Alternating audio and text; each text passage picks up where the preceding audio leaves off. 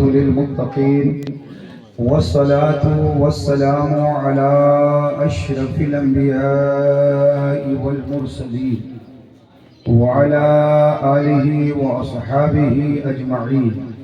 أما بعد فقد قال الله تبارك وتعالى في القرآن المجيد والفرقان الحميد: أعوذ بالله من الشيطان الرجيم. بسم الله الرحمن الرحيم.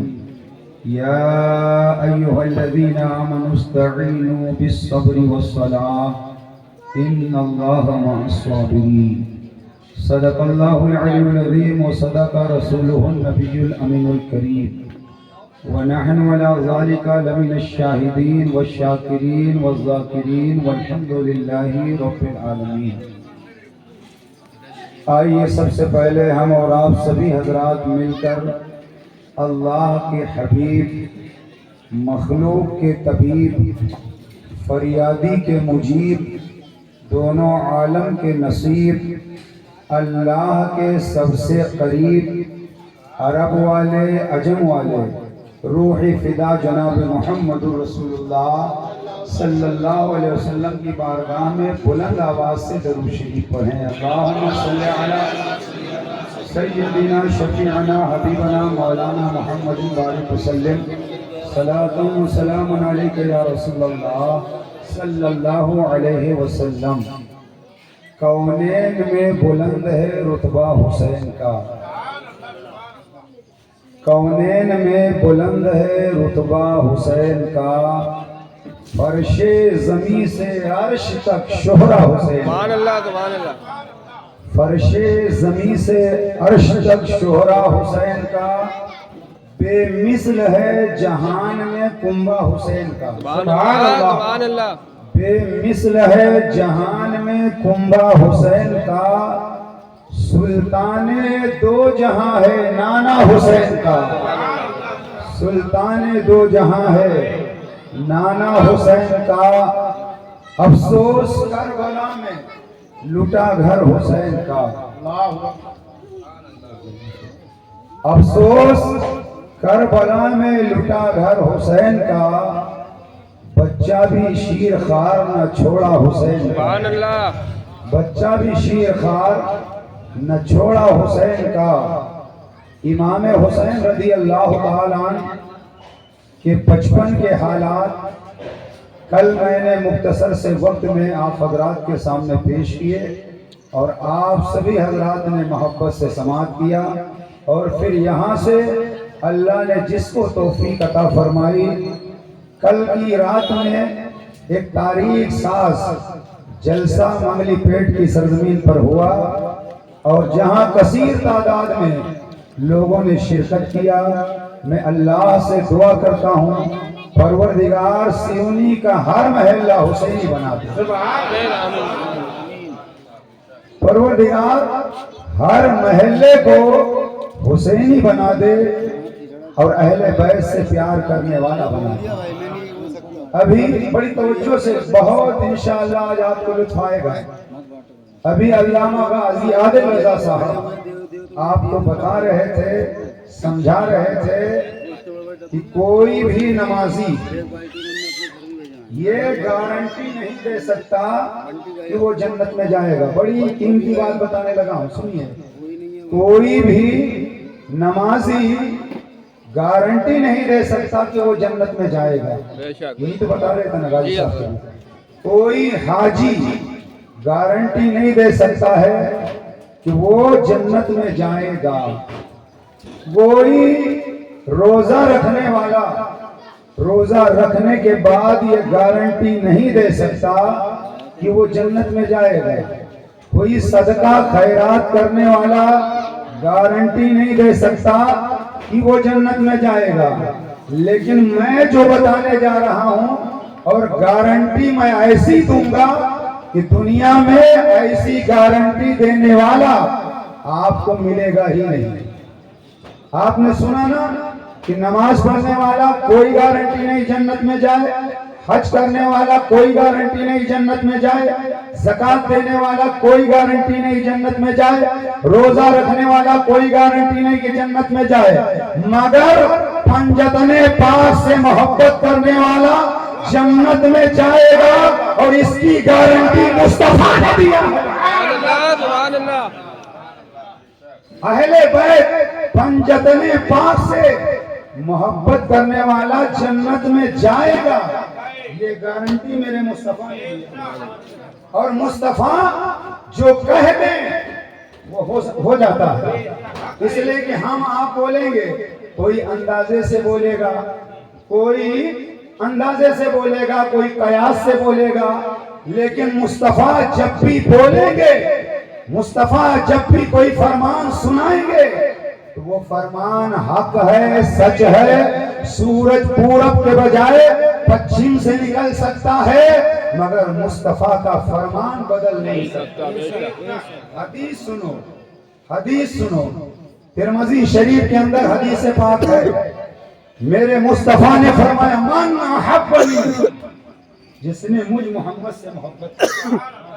سرکار فرماتے ہیں من احبنی، جس نے مجھ محمد سے محبت کیا، پیار کیا، اور حسن کا ہاتھ پکڑا، حسین کا ہاتھ پکڑا، اور فرمایا وَأَحَبَّ هَذَيْنِ، جس نے ان دونوں سے محبت کیا۔ مصطفیٰ نے کیا فرمایا من احبنی، جس نے مجھ محمد سے پیار کیا، وَأَحَبَّ هَذَيْنِ، ایک ہاتھ میں حسن ایک ہاتھ میں حسین، آقا نے نواسوں کو پکڑ کر فرمایا وَأَحَبَّ هَذَيْنِ، ان دونوں سے محبت کرے گا، حسن سے محبت کرے گا، حسین سے محبت کرے گا، وَأَبُوهُمَا، ان دونوں کے باپ مولائے کائنات سے محبت کرے گا، سبحان اللہ۔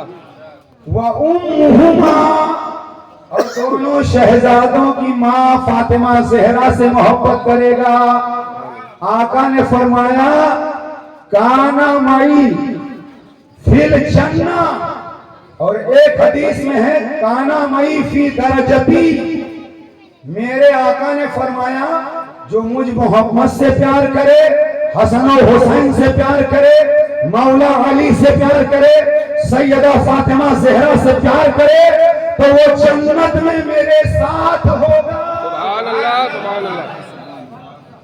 وہ جنت میں میرے ساتھ ہوگا، گارنٹی دیا ہے مصطفیٰ نے، بے شک، گارنٹی دیا ہے مصطفیٰ نے، مگر اہل بیت سے پیار کرنے والوں کو، اہل بیت سے محبت کرنے والوں کو، اور میرے آقا نے تو دوسری الفاظ حدیث کے ہیں کہ کانا مئی درجتی، وہ جنت میں میرے درجے میں ہوگا، وہ جنت میں میرے درجے میں ہوگا۔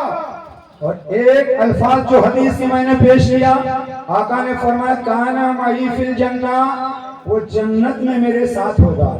خالی جنت میں جانے کی مصطفیٰ نے گارنٹی نہیں دی، بلکہ مصطفیٰ نے یہ گارنٹی دی کہ وہ جنت میں میرے ساتھ ہوگا، وہ جنت میں میرے ساتھ ہوگا۔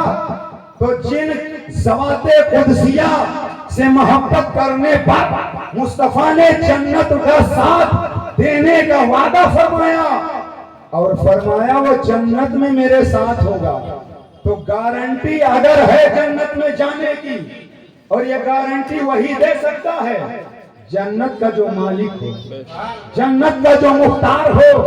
مصطفیٰ نے گارنٹی دے دی، پنجتن سے محبت کرنے والا خالی جنت میں نہیں جائے گا، مجھ محمد کے ساتھ ہوگا۔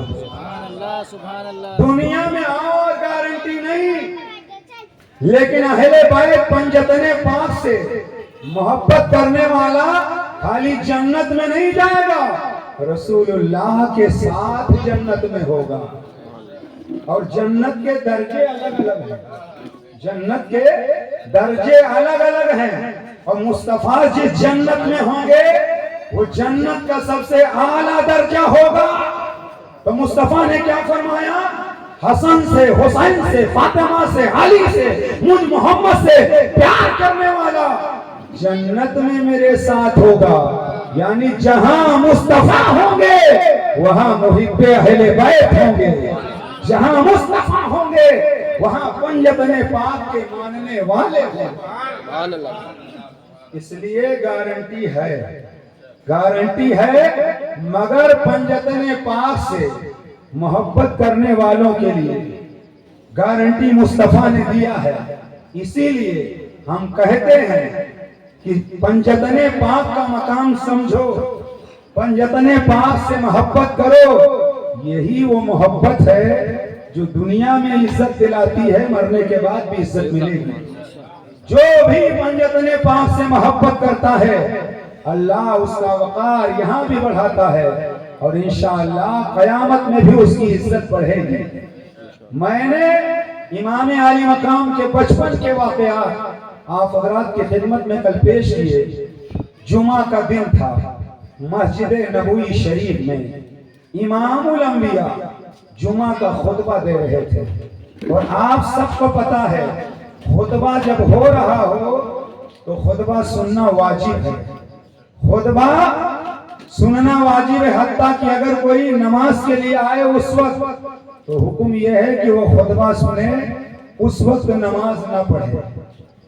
کیونکہ جمعہ کے دن فرشتے دفتر لے کر حاضر ہوتے ہیں مسجد کے دروازے پر. جو جیسے جیسے آتا ہے ویسے ویسے دفتر میں رجسٹر میں نام لکھا جاتا ہے. مگر جب خطبہ ہوتا ہے تو فرشتے رجسٹر بند کر دیتے ہیں، گویا وہ بھی خطبہ سنتے ہیں. تو خطبہ جب ہو رہا ہو تو خطبہ کے وقت اگر اپنے دور کا سب سے بڑا عالم آ جائے پھر بھی خطبہ بند کرنے کی اجازت نہیں ہے. اپنے وقت کا بہت بڑا پیر کامل آ جائے مسجد میں خطبہ بند کرنے کا حکم نہیں ہے.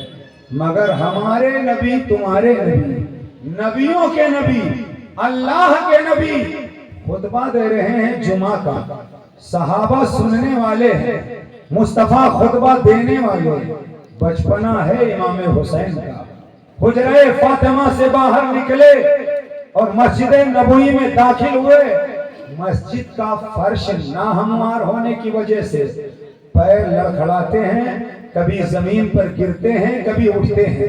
اور جیسے ہی مسجد نبوی میں داخل ہوئے حسین، میرے مصطفیٰ نے خطبہ چھوڑ دیا. میرے مصطفیٰ نے خطبہ چھوڑ دیا اور خالی چھوڑا نہیں، منبر شریف سے اتر گئے.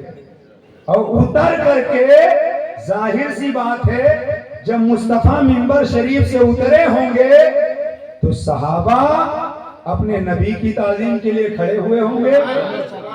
اس لیے کہ نبی کھڑے ہوں صحابہ بیٹھے، یہ تو ہو ہی نہیں سکتا. تو مصطفیٰ منبر شریف سے اترے اور آگے بڑھے اور اپنے نواسے حسین کو اٹھایا اور اٹھانے کے بعد گود میں لیا اور لینے کے بعد پھر منبر شریف پر بیٹھ گئے. سبحان اللہ. پھر منبر شریف پر بیٹھ گئے. اب میں اگر یہ کہہ دوں تو غلط نہ ہوگا، میں یہ کہہ دوں تو غلط نہ ہوگا کہ ایک قرآن پر دوسرا قرآن، ایک قرآن پر دوسرا قرآن. اور نبی پہلے جو خطبہ دے رہے تھے اس کا عنوان الگ تھا. اب امام حسین منبر شریف پر مصطفیٰ کی گود میں. اور یہی ایک نیا تخیل اور پیش کر دوں، پہلے منبر ایک تھا اور خطبہ دینے والا خطیب ایک تھا. پہلے منبر پر خطبہ دینے والے نبی اور منبر شریف ایک، لیکن اب منبر شریف دو، خطیب دو. منبر شریف دو، خطیب دو. منبر شریف پر مصطفیٰ، وہ مصطفیٰ کا منبر، مصطفیٰ کی گود میں حسین، یہ حسین کا منبر. فرق اتنا ہے ایک خاموش خطیب ہے، ایک بولتا ہوا خطیب. ایک خاموش خطیب، ایک بولتا ہوا خطیب. مصطفیٰ کی آغوش میں حسین. اب عنوان بدل دیا مصطفیٰ نے اور آقا نے فرمایا یا ایھا الناس، اے لوگو، اے لوگو، عارفوہ وانصروہ میرے آقا نے صحابہ سے فرمایا اے لوگو یہ حسین ہے، یہ میرے نواسے ہیں، ان کی مدد کرو، ان کو پہچانو۔ میں سوچنے لگا یا اللہ کیا صحابہ نہیں جانتے تھے یہ رسول اللہ کے نواسے حسین ہیں؟ صحابہ کو پتا تھا یہ حسین ہیں، پھر منبر پر بیٹھ کر مصطفیٰ کیوں کہہ رہے ہیں اے لوگوں انہیں پہچانو، ان کی مدد کرو؟ کیا مطلب؟ جملے کی حفاظت کرنا۔ مصطفیٰ بتانا یہ چاہتے ہیں اے میرے صحابہ یہ حسین صرف میرے نواسے ہی نہیں ہے، حسین دین ہے، حسین دین ہے، دین کی مدد کرو، دین کی مدد کرو، حسین دین ہے، دین کی مدد کرو۔ مصطفیٰ نے خطبہ چھوڑا حسین کے لیے، خطبہ چھوڑا حسین کے لیے، منبر شریف سے نیچے اترے حسین کے لیے۔ کیا مقام ہے حسین کا، کیا عزت ہے حسین کی۔ اور وہی امام حسین روضۃ الشہداء کے اندر لکھا ہوا ہے، شعبان المعظم کی 29 تاریخ تھی، چاند نظر آ گیا عید کا، سارے مدینے کے لوگ عید کی تیاری میں لگے ہوئے، عید کی تیاری میں لگے ہوئے، شام کا وقت ہے، نواسے رسول اللہ حسن و حسین اپنی ماں کے دامن کو پکڑ کر عرض کرتے ہیں اے امی جان صبح عید کا دن ہے، لوگ نئے نئے کپڑے پہنیں گے، امی جان مجھے بھی کپڑے دلوا دیجئے۔ سیدہ فاطمہ نے کہا میرے شہزادوں تمہیں بھی نئے کپڑے مل جائیں گے۔ شہزادوں نے کہا امی جان کپڑے ملیں گے تو اتنی جلدی سل کیسے جائیں گے؟ سیدہ فاطمہ کہتی میرے شہزادوں اللہ نے چاہا تمہیں کپڑے مل جائیں گے۔ رات بھر مصلے پر سیدہ فاطمہ نے سر جھکا کے اپنے رب کی بارگاہ میں مناجات کیا، نماز پڑھ کر کے سجدوں کا تحفہ پیش کیا۔ رات کے پچھلے پہر سیدہ فاطمہ دستے سوال رب کی بارگاہ میں ہاتھ اٹھا کر کے کہتی ہیں یا اللہ تیرے محبوب کے نواسوں سے میں نے وعدہ کر لیا ہے، یا اللہ کپڑوں کا گھر میں انتظام نہیں ہے، مولا انتظام فرما دے، فاطمہ کی لاج رکھ لے۔ سیدہ فاطمہ دعا کر رہی تھی، اتنے میں فجر کی اذان کی آواز آنے لگی۔ نماز فجر ادا کرنے کے بعد سیدہ طیبہ طاہرہ فاطمہ زہرا ابھی مصلی پر تھی، دروازے پر دستک ہوئی، دروازے پر دستک ہوئی، دروازہ کھولا گیا۔ آنے والے نے کہا یہ حسن حسین کے لیے کپڑا لے کر آیا، یہ لباس لے کر آیا ہوں، اور لباس پیش کیے گئے اور سیدہ فاطمہ نے حسن کو لباس پہنایا، حسین کو لباس پہنایا۔ امام الانبیاء تشریف لائے، فرمایا بیٹی یہ لباس کہاں سے منگایا ہے؟ کہنے لگی اے میرے آقا یہ لباس مجھے خود پتا نہیں، ایک آنے والے نے لباس لا کر کے دے دیا ہے۔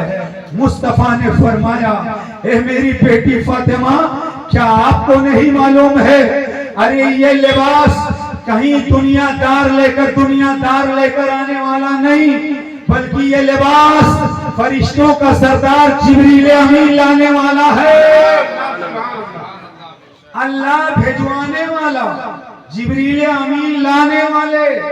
کیا دنیا میں ہے ایسی شان کسی کی جس کے لیے اللہ لباس بھیجوائے اور جبریل امین کے ذریعے بھیجوائے؟ وہی امام حسین مشہور ہے کہ امام حسین پشت نبی پر سوار نماز کی حالت میں ہمارے تمہارے آقا نواسہ پشت پر پیٹھ پر اور میرے آقا کے پشت پر پیٹھ پر نواسہ حسین جب سوار ہوا تو میرے آقا نے تسبیح بڑھا دی، تسبیح بڑھا دی اور پڑھتے رہے سبحان ربی الاعلیٰ سبحان ربی الاعلیٰ۔ امام حسین پشت مصطفیٰ پر آقا تسبیح بڑھا رہے ہیں، سجدے سے سر نہیں اٹھا رہے ہیں، سجدے سے سر نہیں اٹھا رہے ہیں، اس لیے کہ حسین پشت نبی پر ہیں۔ مجھے ایک بات بتاؤ، رسول اللہ نے سجدے میں سر رکھا کس کے لیے؟ سجدے میں سر رکھا خدا کے لیے، سجدے سے سر اٹھا نہیں رہے ہیں حسین کے لیے، سجدے سے سر اٹھا نہیں رہے ہیں حسین کے لیے۔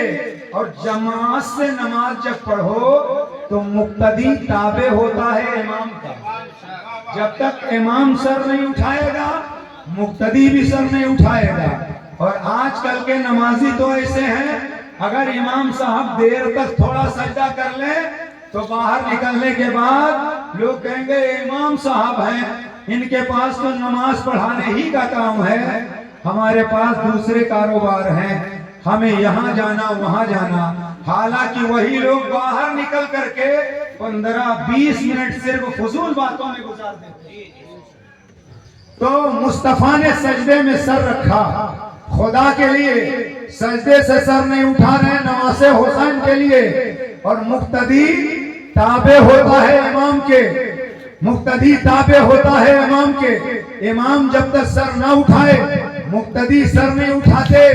مصطفیٰ سجدے میں ہیں، صحابہ سوچ رہے ہیں یا اللہ آج وجہ کیا ہے؟ صحابہ بھی سجدے میں، مصطفیٰ بھی سجدے میں۔ اور یہاں ایک بات اور عرض کر دوں، کچھ کم پڑھے لکھے لوگ یا پڑھے لکھے جاہل لوگ وہ کہہ دیتے ہیں نبی کا نماز میں اگر خیال آ جائے تو نماز نہیں ہوتی۔ میں ان سے یہ کہنا چاہتا ہوں، حسین جب پشتے نبی پر تو مصطفیٰ سجدے میں، مصطفیٰ کو حسین کا خیال آیا ہوگا جبھی تو مصطفیٰ نے سجدے کو طول دیا ہوگا۔ اور حسین اگرچہ جنتی جوانوں کے سردار ہیں، حسین اگرچہ نواسۂ رسول اللہ ہیں، مگر حسین ہے امتی۔ اب جملے کی حفاظت کرنا، ارے مصطفیٰ کی نماز میں نماز حسین کا خیال آ جائے، نبی کی نماز امتی کے خیال سے ہو جاتی ہے تو امتی کی نماز مصطفیٰ کے خیال سے بدل جائے۔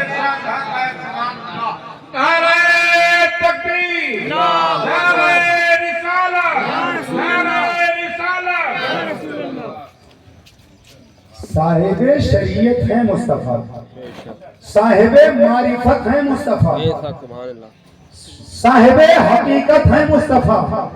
جملہ دے رہا ہوں غور سے سننا اور کیچ کرنا۔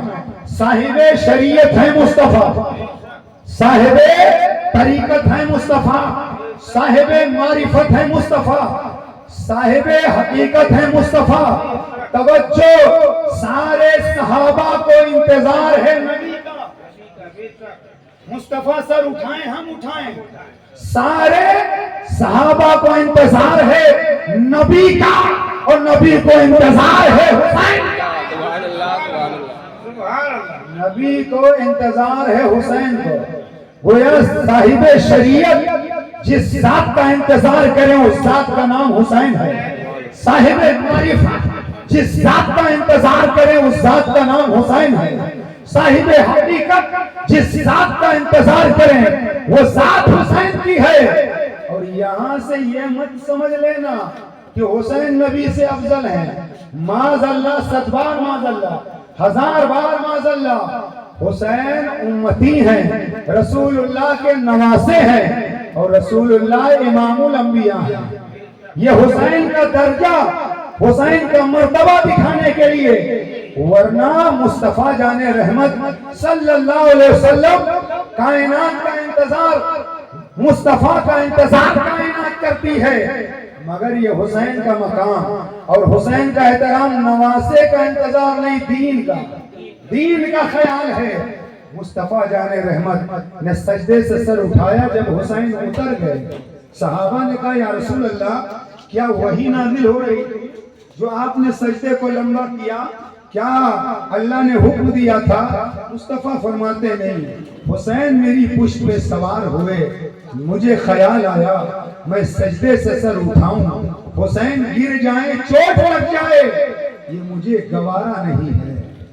اگر سجدے کی حالت میں مصطفیٰ کو گوارا نہیں کہ حسین زمین پر آ جائیں، تو اس وقت میرے مصطفیٰ کو کتنی تکلیف ہوئی ہوگی جب حسین میدان کربلا میں طرح طرح کے مظالم حسین پر ڈھالے جا رہے تھے۔ مصطفیٰ نہیں چاہتے کہ حسین کو تکلیف پہنچ جائے، اس لیے اپنے نواسے حسین کے لیے مصطفیٰ نے سجدے کو لمبا کر دیا۔ اور یہ وہ حسین ہیں کہ جن کے دنیا میں آنے کے بعد ہی شہادت کی خبر عام ہو چکی تھی، پتہ چل گیا تھا حسین میدان کربلا میں شہید کیے جائیں گے۔ ایک دن امام حسین کو گود میں ام الفضل نے سرکار کو دیا، آقا نے اپنے نواسے حسین کو گود میں لیا، میرے آقا کی آنکھیں نم ہو گئیں۔ چچی ام الفضل کہتی ہیں نا، یا رسول اللہ آخر آپ کیوں رو رہے ہیں؟ مصطفیٰ نے فرمایا، جبریل نے مجھے آ کے بتایا ہے کہ تمہارے اس نواسے کو تمہاری امت کے لوگ کربلا میں شہید کر دیں گے، کربلا میں شہید کر دیں گے۔ اور روایت میں آیا ہے کہ اس جگہ کی مٹی بھی لا کر کے مصطفیٰ کو دی گئی جہاں حسین شہید کیے جائیں گے، اور بتایا گیا یا رسول اللہ یہ مٹی اس میدان کربلا کی ہے جہاں حسین کو شہید کیا جائے گا۔ آقا نے وہ مٹی لی اور اپنی زوجہ ام سلمہ کو عطا فرما دی۔ عمر میں سب سے زیادہ ام سلمہ، اور یہ ہمارا تمہارا قیاس ہوتا ہے جو بوڑھا ہے وہ جلدی ٹپک جائے گا، جوان ہے وہ دیر میں مرے گا، حالانکہ ایسا نہیں ہے۔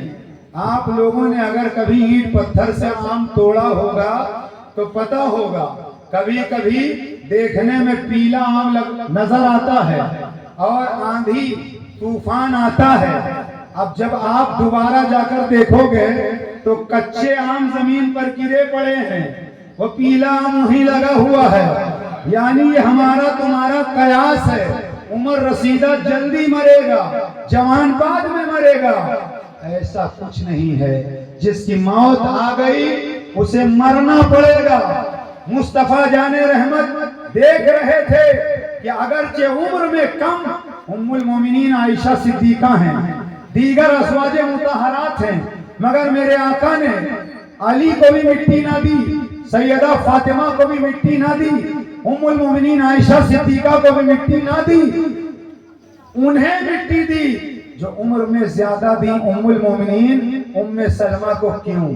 میرے آقا غیب دان نبی، وہ جانتے تھے جب کربلا کا واقعہ پیش ہوگا تو اس وقت علی بھی نہیں ہوں گے، بیٹی فاطمہ بھی نہیں ہوگی، یہ دیگر لوگ بھی نہیں ہوں گے، اگر کوئی ہوگا تو وہ ام سلمہ ہوگی۔ آقا نے فرمایا ام سلمہ اس مٹی کو سنبھال کر رکھ لو، جس دن میرا نواسہ حسین کربلا میں شہید کیا جائے گا یہ مٹی خون بن جائے گی، یہ مٹی خون میں تبدیل ہو جائے گی۔ امام حسین شہید ہوں گے، مصطفیٰ بھی جانتے تھے حسین شہید ہوں گے، مولا علی بھی جانتے تھے حسین شہید ہوں گے، فاطمہ زہرا بھی جانتی تھی، حسین کو خود پتا تھا کہ حسین میدان کربلا میں شہید ہو جائیں گے، مگر آج کمزور ایمان کے لوگ کم پڑھے لکھے لوگوں سے کہتے ہیں تم حسین کی بات کرتے ہو، جب حسین خود اپنے آپ کو نہ بچا سکے، خود اپنے آپ کو نہ بچا سکے تو تمہیں کیا بچائیں گے۔ کچھ تو یہاں تک ہمت کرتے ہیں معاذ اللہ کہ جب رسول اللہ اپنے نواسے کو نہ بچا سکے میدان کربلا میں تو تمہیں کیا بچائیں گے۔ ایسے شوشے اور گوشے چھوڑے جاتے ہیں تو کم پڑھا لکھا آدمی کہتا یار اس کی بات تو تھوڑا تھوڑا سمجھ میں آ رہی ہے کہ میدان کربلا میں حسین اپنے کو نہ بچا سکے، رسول اللہ نواسے کو نہ بچا سکے، تو میں ایک آپ کو مثال دوں، کسی کا بیٹا اسکول میں پڑھ رہا ہو یا کالج میں پڑھ رہا ہو اور ششماہی امتحان ہوتا، سالانہ ہوتا، تماہی ہوتا، الگ الگ امتحان ہوتے ہیں۔ کسی کا بیٹا اسکول میں پڑھ رہا ہو اور جب امتحان کا ٹائم آ جائے تو امتحان کے ٹائم ماں باپ اپنے بیٹے کو امتحان گاہ میں جانے نہ دیں، امتحان گاہ میں جانے نہ دیں یا یہ کہیں کہ میرا بیٹا وہاں نہیں جائے گا، تو بتاؤ امتحان میں پاس ہوگا؟ نہیں ہوگا۔ اور امتحان میں جب کوئی بیٹھتا ہے، حتیٰ کہ استاذ بھی امتحان گاہ میں بتاتا نہیں ہے، امتحان گاہ میں ماں باپ بھی بتاتے نہیں، پڑھانے والا استاذ بھی بتاتا نہیں، امتحان گاہ میں بتایا نہیں جاتا، کامیاب ہونے کے لیے دعا کی جاتی ہے، بتایا نہیں جاتا، کامیاب ہونے کے لیے دعا کی جاتی ہے۔ تو اب اگر کوئی کہے کہ ہمارا بیٹا امتحان میں نہیں جائے گا تو پاس کیسے ہوگا، کامیاب کیسے ہوگا؟ تاریخ اسلام پڑھو، حسین شہید ہوں گے، مصطفیٰ کا کو معلوم تھا، مگر ایک مرتبہ میرے نبی نے ہاتھ اٹھا کر یہ نہیں کہا یا اللہ میرے نواسے حسین سے امتحان نہ لے۔ ایک مرتبہ بھی علی نے نہیں کہا یا اللہ میرے شہزادے حسین سے امتحان نہ لے۔ ایک مرتبہ بھی فاطمہ زہرا نے نہیں کہا مولا میرے بیٹے سے امتحان نہ لے، بلکہ دعا کیا ہے مصطفیٰ نے تو یہی کیا ہے یا اللہ میرے نواسے کو کامیابی عطا فرما۔ فاطمہ زہرا نے دعا کیا تو یہی یا اللہ کامیابی عطا فرما۔ مولا علی نے دعا کیا تو یہی دعا کیا یا اللہ حسین کو کامیابی عطا فرما۔ اور میرا جملہ دل کی تختی پر نوٹ کرو، حسین میدان کربلا جان بچانے نہیں گئے تھے بلکہ جان دے کر کے اسلام میدان کربلا جان بچانے کے لیے نہیں، جان دے کر کے اسلام بچانے کے لیے گئے تھے۔ ہم نہیں آپ بولیں گے بتاؤ حسین نے دین بچایا کہ نہیں بچایا، حسین نے اسلام بچایا کہ نہیں بچایا؟ حسین نے اگر اسلام بچایا نہ ہوتا بھارت میں ہم آپ نے اسلام پایا نہ ہوتا۔ حسین نے دین بچایا، خاندان بچانے کے لیے نہیں۔ اچھا پھر یہاں ایک سوال پیدا ہوتا ہے کہ حسین ہی کو دین بچانے کی کیا فکر تھی؟ اور لوگ تھے، صحابہ تھے، دیگر لوگ تھے، میدان کربلا حسین ہی کیوں گئے؟ اگر توجہ سے سنو گے تو انشاءاللہ ایمان کی کھیتی ہری ہو جائے گی۔ حسین ہی کیوں گئے؟ تو سنو، کسی شخص کا اگر ایکسیڈنٹ ہو جائے، ایسے حالات ہوتے رہتے ہیں اور خون اتنا زیادہ نکل جائے، خون بہ جائے، اب وہ ڈاکٹر کے یہاں جائے یا کوئی بستر علالت پر ہو، خون کی کمی ہو جائے، ڈاکٹر کے یہاں جائے تو ڈاکٹر کہے گا چہرہ اس کا پیلا پڑ رہا ہے، جسم کمزور ہو رہا ہے، لہذا اسے خون کی ضرورت ہے، اسے خون چڑھایا جائے گا، اسے خون دیا جائے گا۔ تو کیا بھینس کا خون دیا جائے گا، گدھے کا خون دیا جائے گا، بکری کا خون دیا جائے گا؟ نا، جس کا گروپ ملے گا اس کا خون دے گا۔ اب بات آیا آنے کے بعد میں کہا ڈاکٹر صاحب خون کی ضرورت ہے، میں حاضر ہوں، میرا خون لے لیجئے، میرے بیٹے کو بچا لیجئے۔ اب جب گروپ چیک کیا گیا تو گروپ بیٹے سے نہ ملا، ڈاکٹر نے کہا آپ جاؤ، یہاں کوئی ضرورت نہیں۔ ماں دوڑی ہوئی آئی، لگتے جگر میرا ہے، میرا خون لے لیجئے اور چیک کریے، اگر میرا گروپ مل جائے تو میرے شہزادے کو خون چڑھا دینا۔ جب چیک کیا گیا گروپ نہ ملا، اسے بھی ہٹا دیا گیا۔ بھائی دوڑا ہوا آیا، آنے کے بعد کہنے لگا ڈاکٹر صاحب مجھے چیک کرو، کیا میرا گروپ مل جائے گا؟ اب جب چیک کیا گیا تو بھائی کا گروپ مل گیا۔ کیا مطلب؟ گروپ جس کا ملے گا اسی کا خون لگے گا۔ یہ اسلام ہے میرے مصطفیٰ کا لایا ہوا دین، میرے مصطفیٰ کا اور پسندیدہ دین۔ یہ اللہ کو بھی دین پسند، مصطفیٰ کو بھی دین پسند۔ اس زمانے میں اتنا اسلام کمزور کر دیا گیا تھا کہ اسلام کا چہرہ پھیکا پڑ رہا تھا، اسلام کا چہرہ زرد ہوتا نظر آ رہا تھا، اسلام کو لوگوں نے کمزور کر دیا تھا، اس لیے اسلام کمزور کر دیا گیا تھا، اور اسی لیے سب کا خون نہیں لگا، خون حسین کا لگا۔ کیونکہ غروب حسین کا ملا اور حسین نے اپنا خون دے کر اپنے شہزادوں کا خون دے کر کے اسلام بچا لیا اور اپنا خون دے دیا، اس لیے کہ حسین، اسلام کو حسین کے خون کی ضرورت تھی، اسلام کو حسین کے خون کی ضرورت تھی۔ امام حسین نے اس لیے خون دے کر کے، لہو دے کر کے اسلام بچا لیا۔ معلوم یہ ہوا امام علی مقام رضی اللہ تعالیٰ عنہ کی وہ ذات پاک ہے۔ اللہ اکبر۔ امام علی مقام رضی اللہ تعالیٰ عنہ یزید پلید، یزید ہے کون؟ پہلے یزید کا میرا گاؤں، آپ یزید کیا خاندانی پس منظر آپ سنیں۔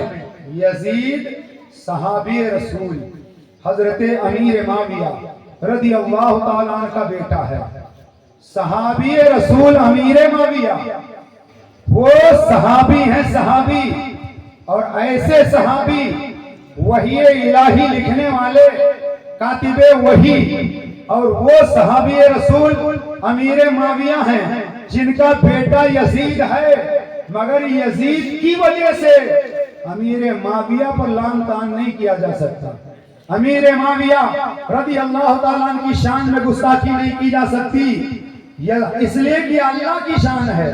اللہ نیکوں کے گھر بروں کو پیدا کر دیتا، بروں کے گھر نیکوں کو پیدا کر دیتا۔ آپ نے دیکھا ہوگا کبھی کوئی شرابی کو آپ نے دیکھا ہوگا، باپ شرابی ہے بیٹا نمازی ہے، ایسا بھی آپ نے دیکھا ہوگا۔ اور مثال موجود ہے، حضرت نوح علیہ السلام نبی، بیٹا کافر ہو گیا، بیوی کافرہ ہو گئی۔ حضرت امیر معاویہ صحابی رسول، بیٹا یزید پلید، اور امیر معاویہ کتنے بڑے عاشق رسول، یہ بھی سنو۔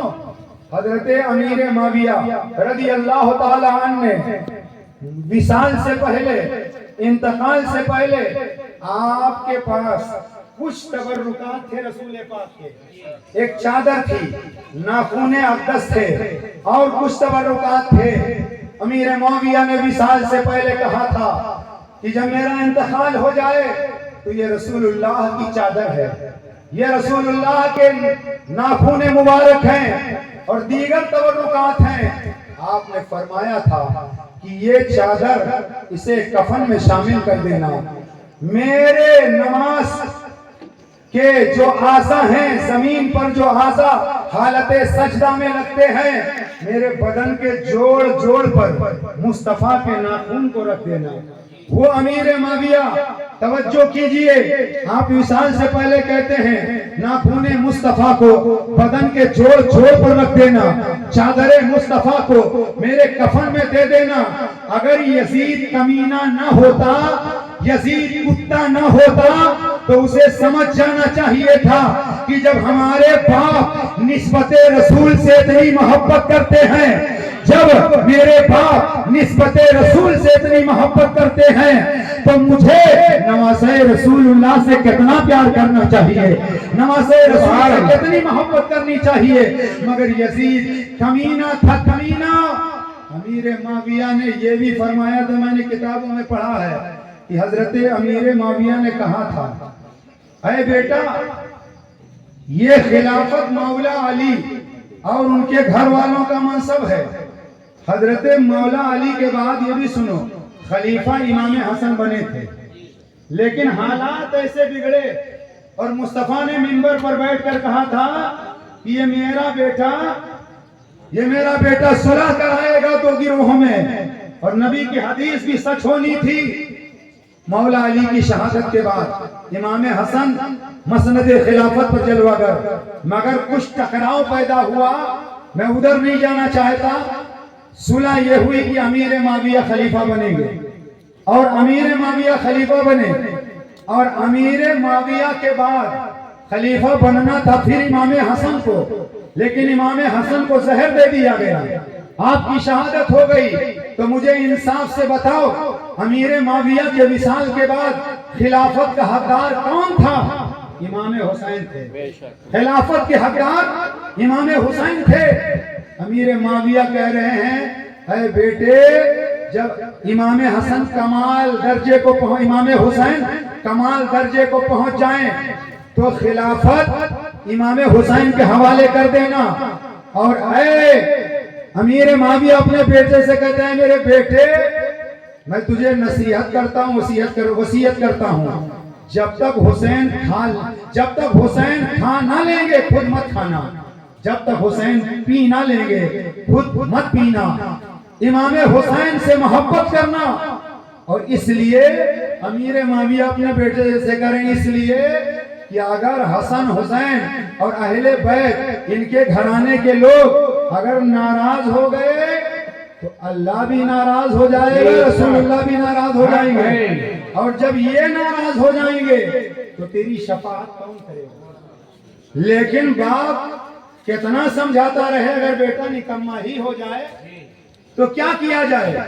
وہ یزید امیر معاویہ کے وصال کے بعد جیسے ہی تخت پر بیٹھا، گدی پر بیٹھا، مسند پر بیٹھا، تو کچھ لوگ جب گدی ملتی ہے، کرسی ملتی ہے، تو وہ گدی و کرسی ملنے کے بعد اپنے آپ کو وہ نہ معلوم کیا سمجھنے لگتے ہیں، چاہے وہ مسجد کی صدارت ہو، چاہے وہ مدرسے کی صدارت ہو، چاہے جلسے کی صدارت ہو، یا دنیا کی کرسی کی صدارت، دنیا کی کرسی ہو۔ کچھ لوگ، میں سب کی بات نہیں کرتا، کرسی ملنے کے بعد لوگ بگڑ جاتے ہیں، کرسی بچانے کے لیے نہ معلوم کیا کیا کرتے ہیں، ایسے ایسے دنگے کرائے جاتے ہیں کرسی بچانے کے لیے، ایسے ایسے دنگے کرائے جاتے ہیں کرسی بچانے کے لیے کہ نہ فوجیوں کا خیال ہے، نہ فوجیوں کا خیال ہے، نہ مسلمانوں کا خیال ہے، نہ غیر مسلموں کا خیال ہے، کسی کا خیال نہیں ہے۔ بم دھماکہ کرانے کی ضرورت پڑے لوگ کرا دیتے ہیں، جھگڑا کرانے کی ضرورت پڑتی لوگ کرا دیتے ہیں، کرسی بچانے کے لیے، تاکہ کرسی جانے نہ پائے۔ نامعلوم کیسے کیسے لوگ ہتھ کنڈے اپناتے ہیں تاکہ کرسی بچ جائے، اور کچھ کرسی حاصل کرنے کے لیے مندر کے سامنے سر جھکانا پڑے تو چلے جاتے ہیں، کچھ کرسی حاصل کرنے کے لیے اگر پیچھے پیچھے گھومنا پڑے تو پیچھے پیچھے گھومنے لگتے ہیں۔ لیکن سنو، یہ وہ بے غیرت ہیں جو کرسی کی لالچ میں ایسے گندے کام کرتے ہیں۔ مسلمانوں، تمہیں دنیا کے کرسی کی کیا ضرورت ہے؟ تمہارے پاس تو آیت الکرسی ہے۔ سبحان اللہ، سبحان اللہ، سبحان اللہ۔ ابھی نعرہ نہیں لگا ہوگا؟ نعرہ تکبیر، نعرہ رسالہ۔ کرسی بچانے کے لیے، اور لوگ کیا کرتے ہیں؟ بڑوں کو پکڑو، منتری صاحب ہمارے ساتھ ہو گئے، نیتا ہمارے ساتھ ہو گئے، بڑے بڑے سیٹ ساہوکار ہمارے ساتھ ہو گئے، اب کرسی بچے گی، اب کرسی بچے گی۔ اللہ کی قسم، کرسی اسی وقت بچتی ہے جب آدمی صداقت پر قائم رہتا ہے، اس لیے کہ گنڈا گردی زیادہ دنوں تک نہیں چلتی ہے، ایک وقت آتا ہے بڑے بڑوں کی حکومت بدل جاتی ہے، بڑے بڑوں سے کرسی چلی جاتی ہے۔ اس لیے ان کرسیوں کے پیچھے مت بھاگو، اس لیے کہ یہ کرسی کبھی کوئی بیٹھتا ہے، کبھی کوئی بیٹھتا ہے، کبھی کوئی بیٹھتا ہے، مگر اسی بھارت میں مدینے والے نے میرے کریم نواز کو بٹھا دیا ہے، تو قیامت تک کریم نواز بھارت کے سلطان رہیں گے۔ کل بھی بھارت کے راجا کریم نواز تھے، آج بھی بھارت کے راجا کریم نواز ہیں، اور قیامت تک بھارت کے راجا کریم نماز رہے گی۔ سبحان اللہ، نعرہ تکبیر، اللہ اکبر، یا رسول اللہ، زندہ باد، زندہ باد۔ اس لیے جسے دل کوئی عہدہ دیتا ہے، سمرتھن کھینچ لیا سرکار گر گئی، سمرتھن کھینچ لیا سرکار گر گئی، مگر اللہ کے محبوب نے غریب نواز کو بادشاہ بنا کے بھیجا۔ اسی لیے غریب نواز آئے تو جگہ جگہ چیک کیا گیا، جگہ جگہ دلی میں روکا گیا۔ ساتھ میں کیا ہے؟ ساتھ میں کیا ہے؟ بم ہے، بارود ہے۔ غریب نواز کو چیک کیا گیا، لیکن غریب نواز کے ساتھ میں بم نہیں، بارود نہیں، غریب نواز کے پاس میں تسبیح ہے، مسلح ہے، لوٹا ہے، چند آپ کے عقیدت مند ہیں जगह जगह पर आपको चेक किया गया, रोका गया, रोकने की भरपूर कोशिश की गई, मगर खुदा की कसम कोई गरीब नवाज को रोक न सका, इसलिए कि जो जिसको भेजता है जिम्मेदारी उसी की होती है। जो जिसको भेजता है जिम्मेदारी उसी की होती। भारत में अपनी मर्जी से गरीब नवाज नहीं आए, मुस्तफा की मर्जी से आए। तो जिसने भी रोकने की कोशिश की वो रोक ना सका, और गरीब नवाज भारत में आए और लोगों का दिमाग खराब करने के लिए, इंतशार पैदा करने के लिए लोगों ने कह दिया गरीब नवाज का मजार हम तोड़ेंगे, गरीब नवाज का मजार हम तोड़ेंगे, गरीब नवाज के कदमों में ये है, गरीब नवाज के कदमों में वो है, गरीब नवाज के कदमों में वो है। हजरत समझो, जब ये मुहिम चलाई गई तो मेरे गरीब नवाज ने एक इशारा किया, तो वक्त का जिम्मेदार कहलाने वाला मुल्क का वजीर आजम वो खुद को ना जा सका, मगर चादर शरीफ अजमेर में भेजी जा रही है, चादर शरीफ अजमेर में भेजी जा रही है, इसलिए कि अजमेर वाले का जलवा न कल कम हुआ था, ना आज कम हुआ है, ना आइंदा कम होगा। कुर्सी आती जाती रहती है, कभी कोई बैठता है, कभी कोई बैठता है, मगर हमारे पास आयतुल कुर्सी है, और आयतुल कुर्सी में वो दम है कि दुनिया की किसी कुर्सी में वो दम नहीं। बात कहीं दूर ना निकल जाए।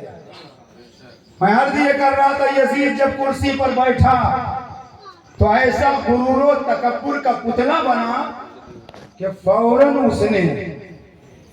उसने एक खत लिखवाया और मदीना शरीफ भेजवाया, और यजीद ने लोगों से बैत समझते हो, हाथ में हाथ देना, बैत करना, समर्थन देना, तो बैत लेना शुरू किया और मदीना शरीफ में खत रवाना किया। इमाम हुसैन से बैत का मुतालबा किया गया, इमाम हुसैन से बैत का मुतालबा किया गया।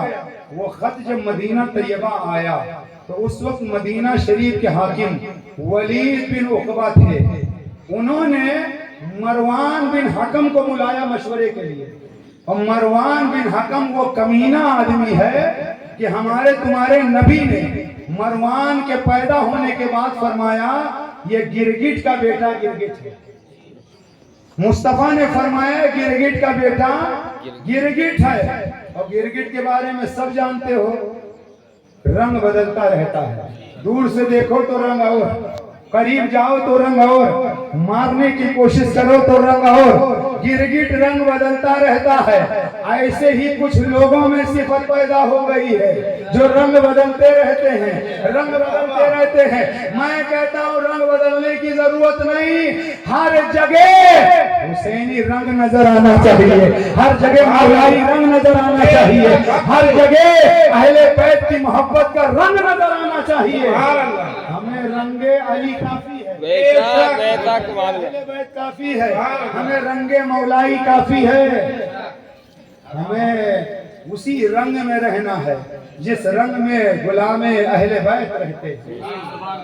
तो मैं अर्ज ये कर रहा था कि वलीद बिन उक़बा मशवरे के लिए, और धोखा मत खाना, मशवरा भी लेना तो अच्छे लोगों से लेना, गड़बड़ लोगों से मत लेना, क्योंकि गड़बड़ लोग मशवरा ऐसा देंगे कि आप तबाह हो जाएंगे, आप बर्बाद हो जाएंगे।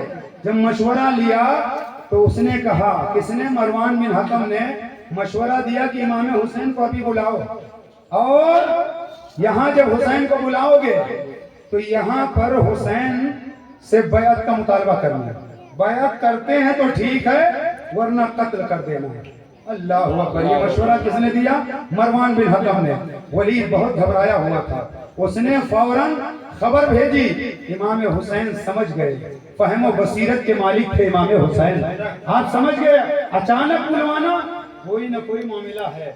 इमाम हुसैन ने अपने चाहने वालों को साथ में लिया और साथ में लेकर चले और फरमाया कि तुम लोग बाहर खड़े रहना, मैं अंदर जा रहा हूँ, अगर मेरी आवाज तेज हो जाए तो अंदर आ जाना, वरना अपनी जगह पर खड़े रहना। इमाम हुसैन तशरीफ ले गए, जो गवर्नर था वलीद बिन उक़बा, मरवान भी बैठा हुआ था। इमाम हुसैन जब अंदर तशरीफ ले गए, गवर्नर हाउस में पहुंचे तो امام حسین کو سب سے پہلے خبر دی گئی کہ شام میں امیر معاویہ کا وصال ہو گیا. آپ نے انا للہ پڑھا.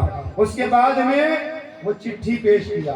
مدینے کے گورنر نے کہا آقا حسین یہ مطالبہ کیا ہے یزید نے, آپ بیعت کر لو یزید کی. امام حسین نے فرمایا میرے جیسا انسان بند کمرے میں بیعت نہیں کرے گا. پہلے لوگوں سے بیعت لو اور بیعت باہر لی جائے گی, پھر میں سوچوں گا بیعت کرنی ہے یا نہیں کرنی ہے. امام حسین نے صاف انکار کر دیا, میں یزید کے ہاتھ میں ہاتھ نہیں دے سکتا. امام حسین جب نکلنے لگے کمرے سے تو مروان نے ولید بن عقبہ سے کہا موقع اچھا تھا, اگر یہاں حسین پر قابو نہیں پاؤ گے تو بعد میں نہیں پاؤ گے, جانے سے پہلے انہیں قتل کر دو. تو میرے امام نے, حالانکہ اس نے دبی آواز میں, دھیمی آواز میں کہا تھا حسین کو قتل کرو. حسین نے جیسے ہی سنا پلٹے تو آپ نے فرمایا تو مجھے قتل کرے گا. مروان بن حکم سے بنا تو مجھے قتل کرے گا یا یہ مجھے قتل کریں گے. ولید بن عقبہ کی جانب اشارہ کیا یہ مجھے قتل کریں گے. اب جب امام حسین کا یہ جلال دیکھا, جب یہ تیور دیکھا تو مروان بن حکم ڈھیلا پڑ گیا اور ولید بن عقبہ کہنے لگا امام عالی مقام کو میں صرف اس لیے قتل کروں کہ یزید کی بیعت نہیں کر رہے ہیں. میں دنیا کا مال و متاع, دنیا کی دولت کو ٹھوکر مار سکتا ہوں مگر حسین کے لہو میں اپنے ہاتھ رنگین نہیں کر سکتا. ولید بن عقبہ نے یہ کہا اور مروان چپ ہو گیا. امام حسین باہر آئے. باہر آنے کے بعد ساتھیوں کو لے کر گھر آئے. امام حسین سمجھ گئے انکار میں نے کر دیا ہے, اب یزید خاموش نہیں بیٹھے گا, میرے خلاف وہ بغاوت پر اتر جائے گا. امام حسین رضی اللہ تعالیٰ عنہ گھر کے اندر آئے, گھر والوں کو اکٹھا کیا, مشورہ کیا. آپ نے فرمایا میں نہیں چاہتا کہ مدینہ شریف کی سرزمین خون سے لالازار ہو, میں نہیں چاہتا کہ مدینہ شریف میں لوگوں کا خون بہے. گھر والوں نے کہا یا امام آپ کیا چاہتے ہیں؟ امام حسین کہتے ہیں میں یہ چاہتا ہوں کہ مدینہ شریف چھوڑ دوں اور یہاں سے مکہ شریف ہجرت کر جاؤں, مدینہ شریف چلا جاؤں. سارے لوگوں نے امام حسین کی رائے کو پسند کیا. شام کا وقت ہے, ہمارے آقا تمہارے آقا حسین گھر والوں سے کہتے ہیں صبح فجر کی نماز کے بعد ہم مکہ شریف کی طرف کوچ کر جائیں گے, رات کا وقت ہے. میرے آقا حسین اپنے گھر سے باہر تشریف لاتے ہیں اور سیدھے آقا حسین جنت البقیع شریف کے قبرستان سے, جنت البقیع شریف کے قبرستان داخل ہونے سے پہلے نانا جان کے مزار پر جاتے ہیں اور جانے کے بعد میں رات کا سناٹا چھایا ہوا ہے. آج تو آپ چلے جائیں ہر طرف روشنی ہی روشنی, لیکن گنبد خضرا کے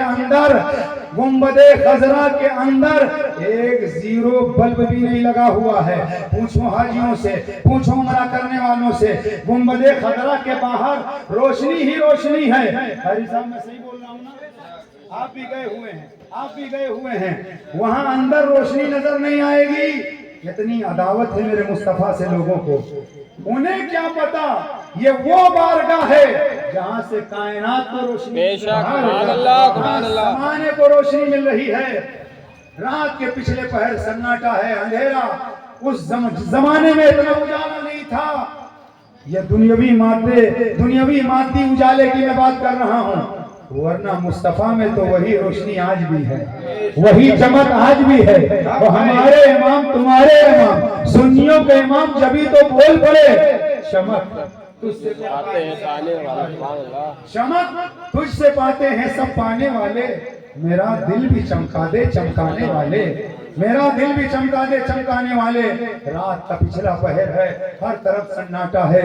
میرے آقا حسین روضہ رسول کے قریب پیشانی رکھ دیتے ہیں اور کہتے ہیں یا رسول اللہ صلی اللہ علیہ وسلم مدینہ شریف کی زمین تنگ کی جا رہی ہے. یا رسول اللہ میں نہیں چاہتا کہ یہاں خون کی ندیاں بہیں. اے میرے آقا, اے میرے داتا, آپ کے دروازے سے کوئی خالی ہاتھ واپس نہیں گیا ہے. اے میرے آقا آج آپ کا نواسہ حسین حاضر ہے. یا رسول اللہ حسین हुसैन को इस बात की फिक्र नहीं है कि मुझे भूखा रखा जाएगा, नाना मुझे इस बात की फिक्र है कि आपका प्यारा मदीना छूट रहा है, आपके रोजे की हाजिरी छूट रही है। ए मेरे नाना करम कर दो, जलवा तो दिखा दो। ए नाना मैं वो हुसैन हूँ जिसके लिए आपने मिंबर छोड़ दिया था, मुझे उठा लिया था अपनी गोद में। ए नाना जान मैं वही हुसैन हूँ जिसके लिए आपने सजदे को लंबा कर दिया था। ए नाना जान मैं वही हुसैन हूँ जिसके लिए जंगल से हिरनी अपना बच्चा लेकर आई थी। ए नाना जान मैं वही हुसैन हूँ जिसके लिए आपने अपने बेटे को कुर्बान कर दिया था। ए नाना जान मैं वही हुसैन हूँ जिसके लिए जन्नत से जोड़े आए थे। ए नाना जान मैं वही हुसैन हूँ जिसे देख करके आप कभी चूमा करते थे, कभी सूंघा करते थे। ए नाना मैं वही हुसैन हूँ जिसे अपने कंधे पर आप बिठाया करते थे। ए नाना जान आज आपका हुसैन आपकी बारगाह में हाजिर है। ए नाना करम की नजर, ए नाना जरा हमें अपना जलवा तो दिखा दें। किताबों में लिखा हुआ है हुसैन रो रहे हैं, बाहें फैला करके नाना की बारगाह में इस्तिगासा पेश कर रहे हैं। अचानक इमाम हुसैन की निगाहों के सामने से पर्दे उठा दिए जाते हैं, मुस्तफा का जलवा नजर आता है।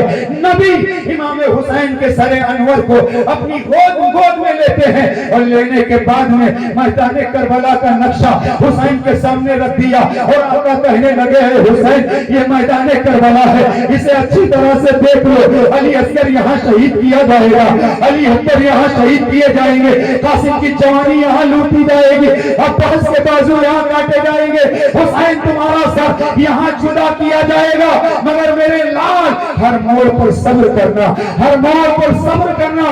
मेरे आका ने ख्वाब में पूरा मैदान करबला का नक्शा दिखा दिया और कुछ देर के बाद जब आंख खुली तो इमाम हुसैन रोज़े रसूल के करीब हैं और रोते हुए इमाम हुसैन नाना की बारगाह से चले सीधे जन्नतुल बकी शरीफ आए। वो जन्नतुल बकी जहां सहाबा के मज़ार, वो जन्नतुल बकी जहां उस्मान गनी का मज़ार, वो जन्नतुल बकी जहां फातिमा ज़हरा का मज़ार, वो जन्नतुल बकी जहां रसूलुल्लाह के बेटों के मज़ार, वो जन्नतुल बकी जहां सहाबा के मज़ारात। मगर दुश्मनी की बुनियाद पर अमेरिका की नाजायज औलाद वो सऊदिया अरबिया जब उसने तसल्लुत हासिल किया तो हिजाज़े मुकद्दस पर कब्जा किया और कब्जा करने के बाद जन्नतुल बकी के शोहदा पर सहाबा पर बुलडोजर चला दिया, सहाबा के मज़ारात को तोड़ दिया गया, मज़ारात को मिसमार कर दिया गया।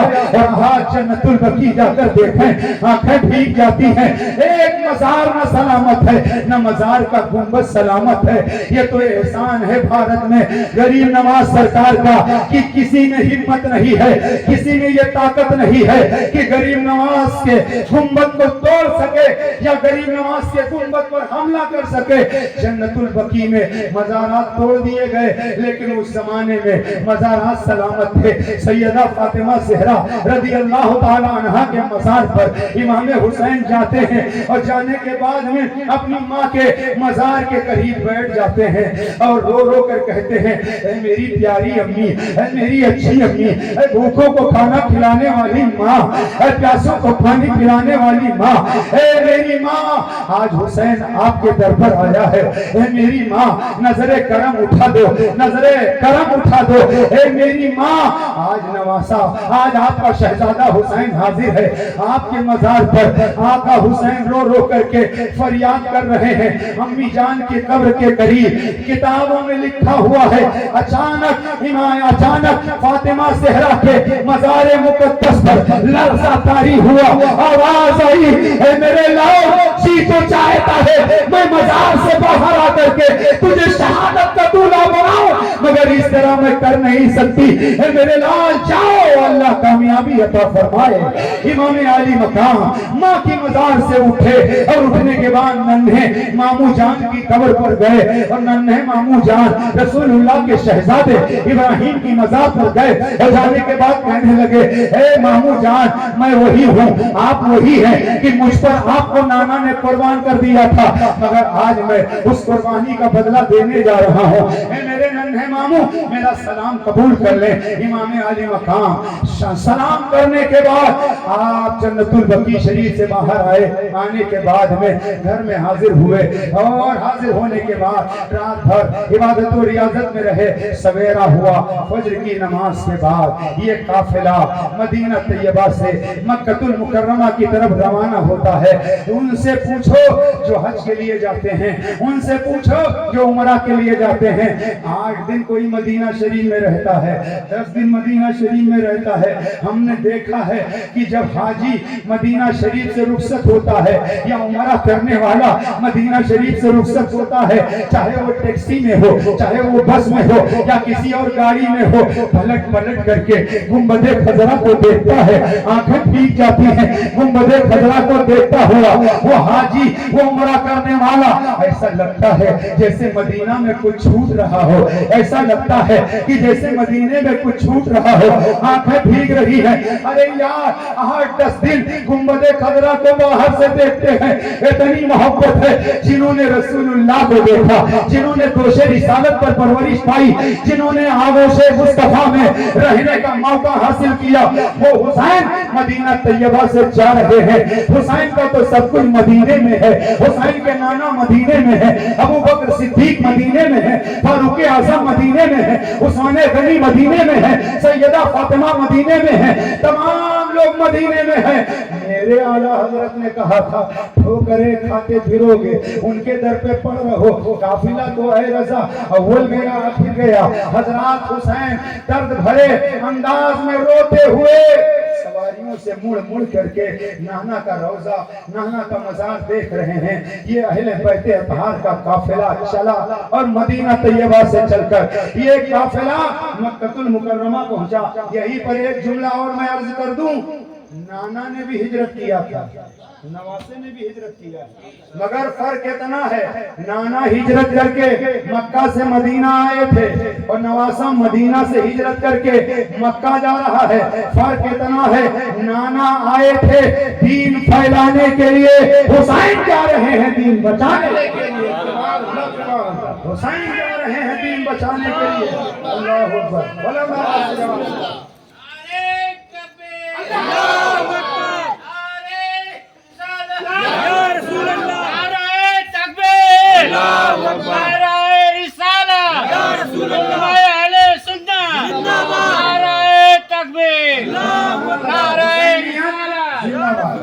حسینیت حسینیت حسینیت حسینیت یزیدیت مرد آباد، یزیدیت مرد آباد، یزیدیت مرد آباد، یزیدیت مرد آباد۔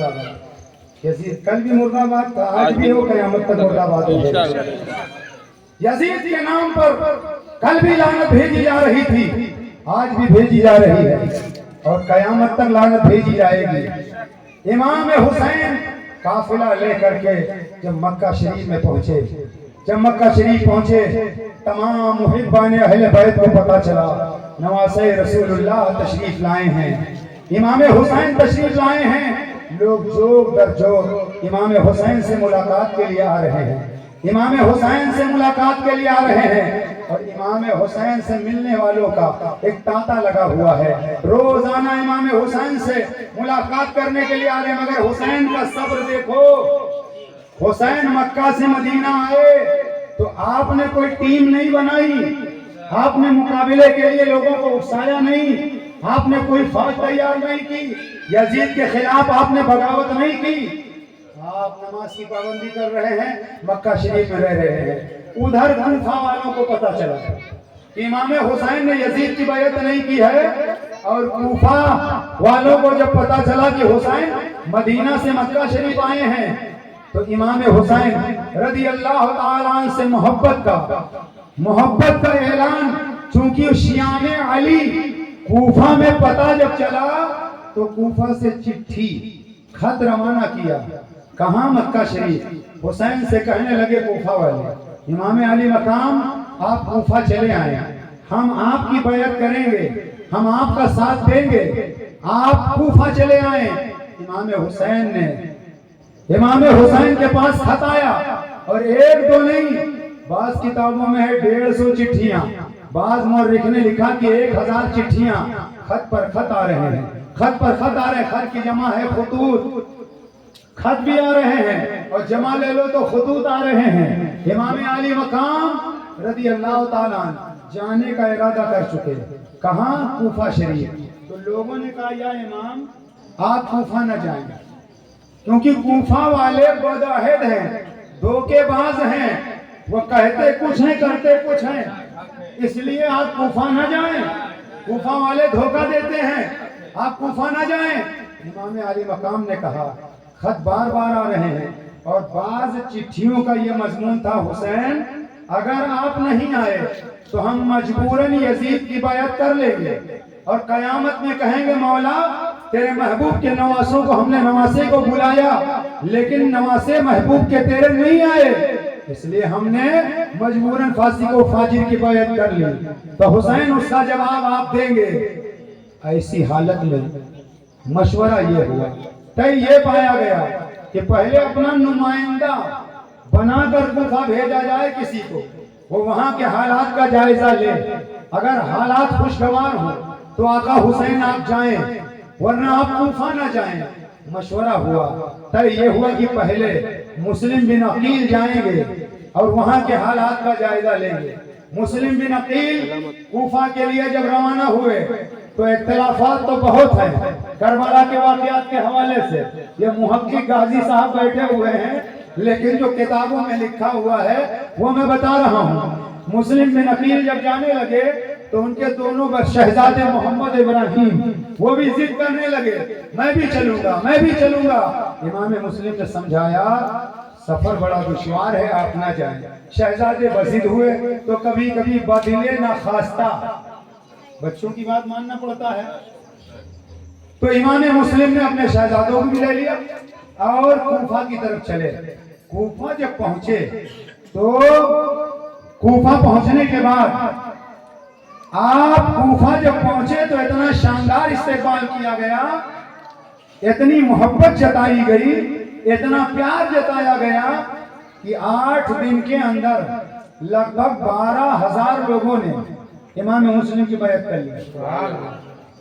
اتنے اچھے حالات کہ روزانہ دعوت پر دعوت، کوئی مصافحہ کر رہا ہے، کوئی معانقہ کر رہا ہے، حالات کوفے کے سازگار، امام مسلم کے چاہنے والے، میلہ لگا ہوا ہے۔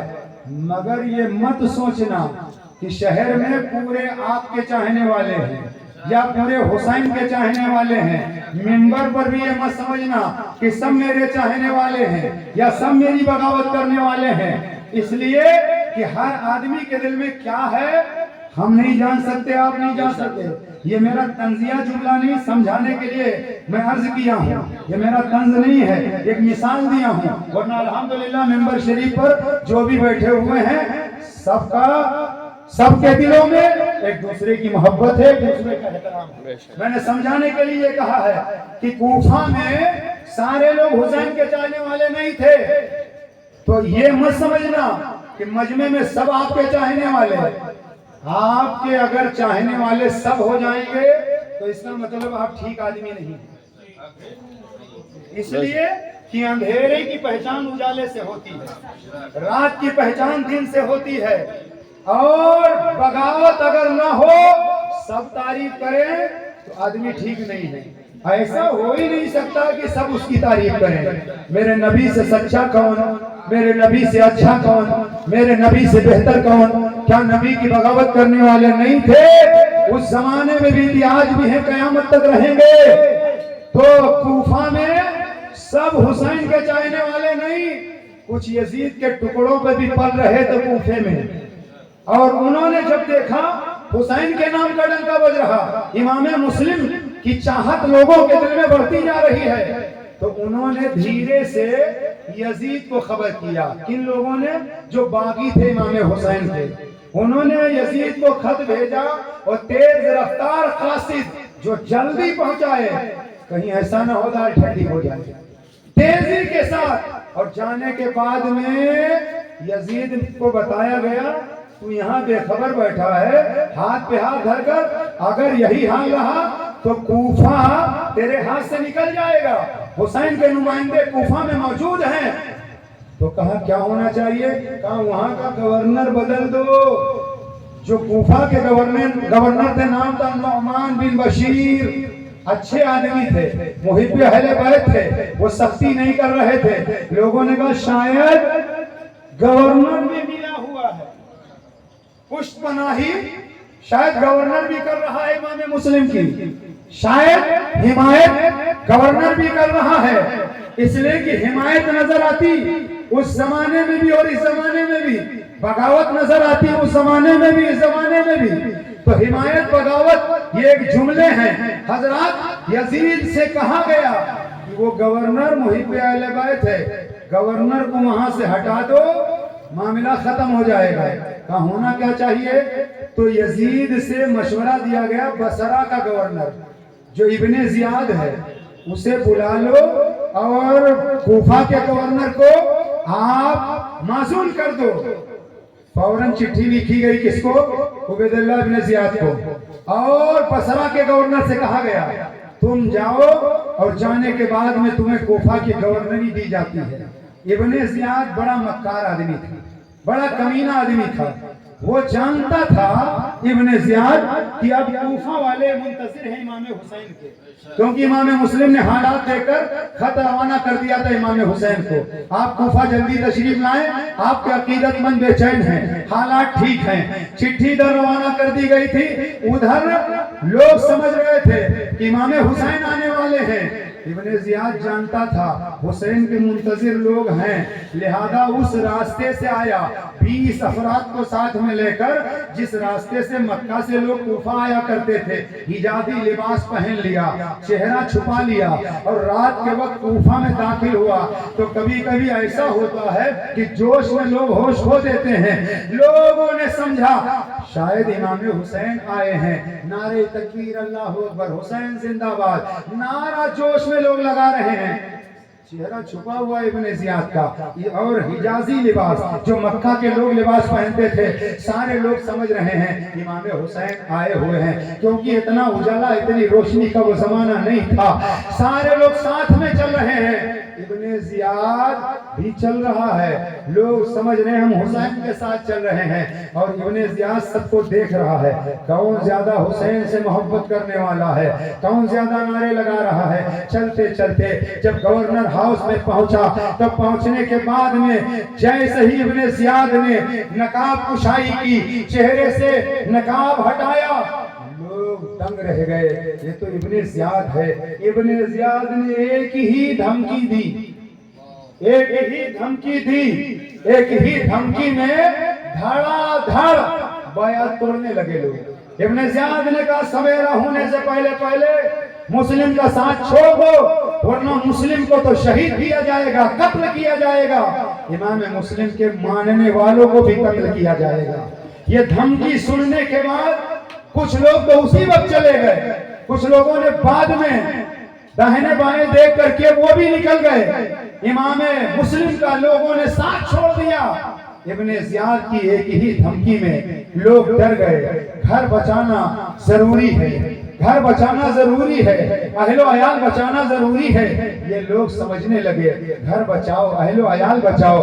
امام مسلم کا ساتھ چھوڑ کر کے لوگ چلے گئے. اللہ اکبر، وہی امام مسلم ہیں رضی اللہ تعالیٰ عنہ. لوگ ساتھ چھوڑ کر کے چلے گئے. طویل واقعہ ہے، میں مختصر کر کے بات ختم کر رہا ہوں. حضرت امام مسلم کل تک جو سینے سے لگاتے تھے، کل تک جو پاس میں بٹھاتے تھے، کل تک جو دعوتیں کرتے تھے، کل تک جب امام حسین سے محبت کا دعویٰ کرتے تھے لوگ، وہ اب اپنے گھروں کے دروازے بند کر رہے ہیں، اپنے دروازوں کو بند کر رہے ہیں. کہیں امام مسلم ہمارے گھر نہ آ جائیں، کہیں امام مسلم ہمارے گھر نہ آ جائیں. امام مسلم مغرب کی نماز کے لیے جب مسجد میں گئے، پوری مسجد کھچا کھچ بھری ہوئی تھی. امام مسلم نماز سے جب فارغ ہوئے تو دیکھا سارے لوگ دہشت میں جا چکے ہیں، سارے لوگ جا چکے ہیں، تنہے تنہا امام مسلم ہیں. ذرا سوچو کسی کو مہمان بنا کر بلاؤ اور اس کے بعد میں یہ بدعہدی کی جائے، مہمان نوازی کرنے کے بجائے دروازے بند کر لیے جائے، مہمان نوازی کا حق ادا کرنے کے بجائے تنہا چھوڑ دیا جائے. کل تک امام مسلم رضی اللہ تعالیٰ سے لوگ محبت کا دم بھر رہے تھے. تنے تنہا امام مسلم ہیں, رات کا اندھیرا ہے, نماز پڑھ کر کے آپ ایک گلی سے گزر رہے تھے. ایک چراغ دیکھا, مدھم سی روشنی نظر آ رہی ہے. آپ دروازے کے قریب گئے. جانے کے بعد ایک ضعیفہ خاتون, ایک طوا نامی عورت بیٹھی انتظار کر رہی تھی. امام مسلم کو اس نے دیکھا. امام مسلم نے اس سے کہا کیا مجھے پانی مل جائے گا؟ اس نے کہا آپ کون ہیں؟ امام مسلم نے کہا میں وہی ہوں جسے بلایا گیا تھا, مگر آج دروازے بند کر دیے گئے ہیں. خاتون سے کہنے لگے آپ کس کا انتظار کر رہی ہیں؟ تو خاتون نے کہا میرا بیٹا ہے, میں اسی کا انتظار کر رہی ہوں. چنانچہ وہ امام مسلم کو پانی پیش کرتی ہے. امام مسلم بیٹھے ہوئے ہیں, امام مسلم بیٹھے ہوئے ہیں. ادھر اس کا بیٹا جب آیا تو ماں نے کہا اے میرے لال دیکھ میرا گھر کتنا خوشنما ہے, میرے گھر امام مسلم آئے ہیں, میرے گھر امام مسلم آئے ہیں, دیکھ میرا گھر کتنا اچھا لگ رہا. مگر اس عورت کو بھی نہیں معلوم تھا کہ ہمارا بیٹا ہی جا کر کے مخبری کر دے گا, ہمارا بیٹا ہی جا کر کے مخبری کر دے گا. بیٹے نے جا کر کے مخبری کر دیا کہ امام مسلم تو ہمارے گھر ہیں. ادھر ابن زیاد نے انعام رکھ دیا تھا 3,000 درہم شامی غلام ماقل کو دے دیا تھا, اور دینے کے بعد کہا تھا یہ انعام لو اور پتہ لگاؤ. چنانچہ ماقل ڈھونڈتا رہا. امام مسلم سے ملاقات جب نہ ہوئی تو وہ مسجد گیا. جانے کے بعد میں ایک ضعیف العمر شخص بیٹھے تھے, ان سے ملاقات کیا. ملاقات کرنے کے بعد نام تھا مسلم ابن اوسجہ. ان سے ملاقات کیا اور کہا امام مسلم نظر نہیں آ رہے. انہوں نے کہا تجھ سے امام مسلم سے کیا لینا دینا؟ کہنے لگا میں محب اہل بیت ہوں, میں کچھ نذرانہ لے کر آیا ہوں اور وہ نذرانہ میں امام مسلم کو دینا چاہتا ہوں. وہ دھوکے میں آ گئے حضرت مسلم ابن اوسجہ. انہوں نے پتہ بتا دیا, ٹھکانہ بتا دیا. اب یہ ماقل روزانہ جاتا تھا اور جانے کے بعد میں امام مسلم کے یہاں بیٹھتا تھا. ہانی بن عروہ کے یہاں حضرت امام مسلم پناہ گزین تھے, تشریف فرما تھے. روز جاتا تھا آتا تھا. پورا ایک پل کی خبر ابن زیاد کو دیتا تھا. ایک دن ابن زیاد فوج بھیجتا ہے اور حضرت امام مسلم رضی اللہ تعالیٰ عنہ جس مقام میں تھے چاروں طرف سے مکان کو گھیر لیا گیا. تنے تنہا امام مسلم رضی اللہ تعالیٰ عنہ کیسے مقابلہ کرتے؟ بہتوں کو جہنم رسید کیا. آخرکار امام مسلم رضی اللہ تعالیٰ عنہ کو کوفہ کی سرزمین پر شہید کر دیا جاتا ہے. انا للہ و انا الیہ راجعون. حضرت امام مسلم کو شہید کر دیا گیا اور امام مسلم رضی اللہ تعالیٰ عنہ کی یہ پہلی شہادت ہے جو کوفہ میں ان ظالموں نے امام حسین کو شہید کر دیا. بات یہیں پر ختم کر دے رہا ہوں, ٹائم زیادہ ہو گیا. بولنے کے لیے تو اللہ کا فضل ہے, بزرگوں کی عطا. میں ابھی 2 گھنٹہ بول سکتا ہوں. سبحان اللہ. یہ میں اپنی تعریف کے لیے نہیں بول رہا ہوں, یہ میں وہ بول رہا ہوں جو بولنا چاہیے. بزرگوں کا فیضان پر بھروسہ ہے, ہمارا بزرگوں کی محبت پر بھروسہ ہے. اس لیے بات یہی میں ختم کر رہا ہوں. کل انشاءاللہ یہاں سے آگے بیان کیا جائے گا اور میدان کربلا تک امام حسین کا قافلہ, اس کا ذکر. پرسوں میدان کربلا کی وہ خونی منظر میدان کربلا کا جو شہادت ہوئی ہے پرسوں وہ بیان کیا جائے گا. کل یہاں سے آگے پورا سفر مکہ شریف سے کربلا کا اور آگے کے حالات انشاءاللہ بیان کیے جائیں گے. وما علینا الا البلاغ. السلام علیکم.